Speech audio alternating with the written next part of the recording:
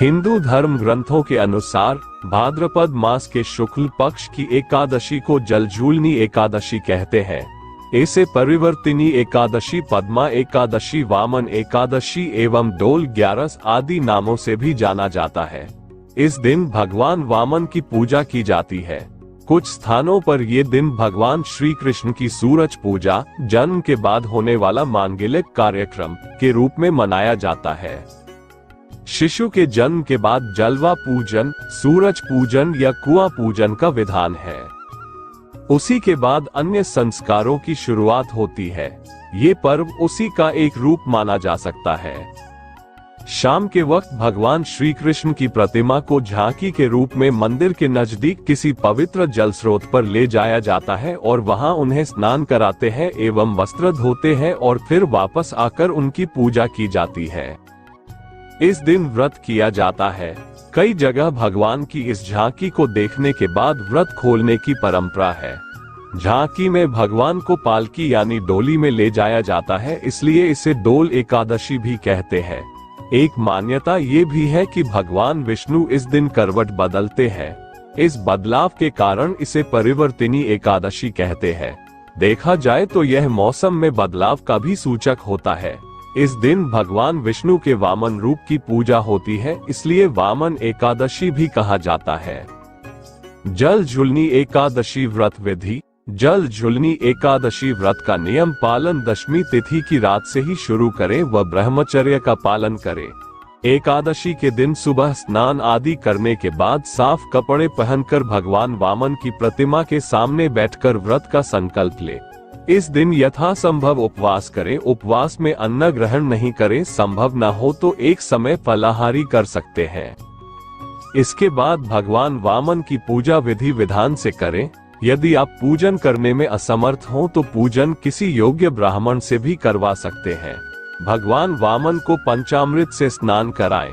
स्नान के बाद उनके चरणामृत को व्रत करने वाला अपने और परिवार के सभी सदस्यों के अंगों पर छिड़के और उस चरणामृत को पिए।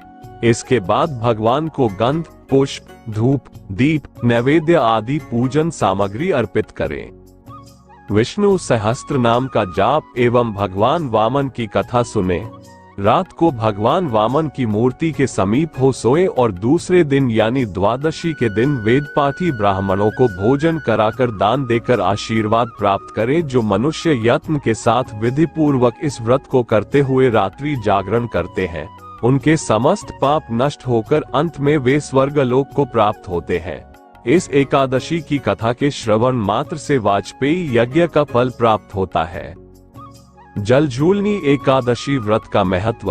धर्म ग्रंथों के अनुसार परिवर्तिनी एकादशी पर व्रत करने से वाजपेयी यज्ञ का फल मिलता है। पापियों के पाप नाश के लिए इससे बढ़कर कोई उपाय नहीं है। जो मनुष्य इस एकादशी को भगवान विष्णु के वामन रूप की पूजा करता है, उससे तीनों लोक पूज्य होते हैं। इस व्रत के बारे में भगवान श्री कृष्ण ने स्वयं युधिष्ठिर से कहा है कि जो इस दिन कमल नयन भगवान का कमल से पूजन करते हैं, वे अवश्य भगवान के समीप जाते हैं। जिसने भाद्रपद शुक्ल एकादशी को व्रत और पूजन किया, उसने ब्रह्मा, विष्णु सहित तीनों लोकों का पूजन किया। अतः हरिवासर अर्थात एकादशी का व्रत अवश्य करना चाहिए। इस दिन भगवान करवट लेते हैं, इसलिए इसको परिवर्तिनी एकादशी भी कहते हैं। जलझूलनी एकादशी व्रत की कथा इस प्रकार है। सूर्यवंश में माधाता नामक चक्रवर्ती राजा हुए। उनके राज्य में सुख संपदा की कोई कमी नहीं थी। प्रजा सुख से जीवन व्यतीत कर रही थी, परंतु एक समय उनके राज्य में 3 वर्षों तक वर्षा नहीं हुई। प्रजा दुख से व्याकुल थी। तब महाराज भगवान नारायण की शरण में जाते हैं और उनसे अपनी प्रजा के दुख दूर करने की प्रार्थना करते हैं। राजा भादो के शुक्ल पक्ष की एकादशी का व्रत करता है। इस प्रकार व्रत के प्रभाव स्वरूप राज्य में वर्षा होने लगती है और सभी के कष्ट दूर हो जाते हैं। राज्य में पुनः खुशियों का वातावरण छा जाता है। इस उत्तम व्रत का अनुष्ठान अवश्य करना चाहिए। पद्मा एकादशी के दिन सामर्थ्य अनुसार दान करने से शुभ फलों की प्राप्ति होती है।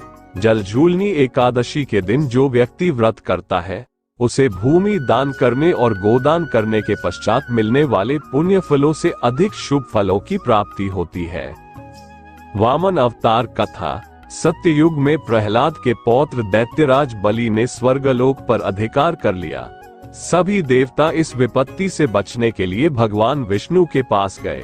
तब भगवान विष्णु ने कहा कि मैं स्वयं देवमाता अदिति के गर्भ से उत्पन्न होकर तुम्हें स्वर्ग का राज्य दिलाऊंगा। कुछ समय पश्चात भगवान विष्णु ने वामन अवतार लिया।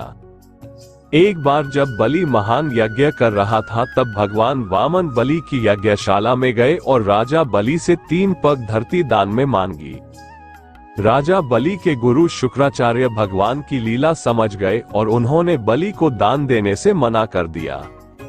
लेकिन बलि ने फिर भी भगवान वामन को 3 पग धरती दान देने का संकल्प ले लिया। भगवान वामन ने विशाल रूप धारण कर एक पग में धरती और दूसरे पग में स्वर्गलोक नाप लिया। जब तीसरा पग रखने के लिए कोई स्थान नहीं बचा तो बलि ने भगवान वामन को अपने सिर पर पग रखने को कहा। बलि के सिर पर पग रखने से वह सुतलोक पहुंच गया। बलि की दानवीरता देखकर भगवान ने उसे सुतलोक का स्वामी भी बना दिया। इस तरह भगवान वामन ने देवताओं की सहायता कर उन्हें स्वर्ग पुनः लौटाया।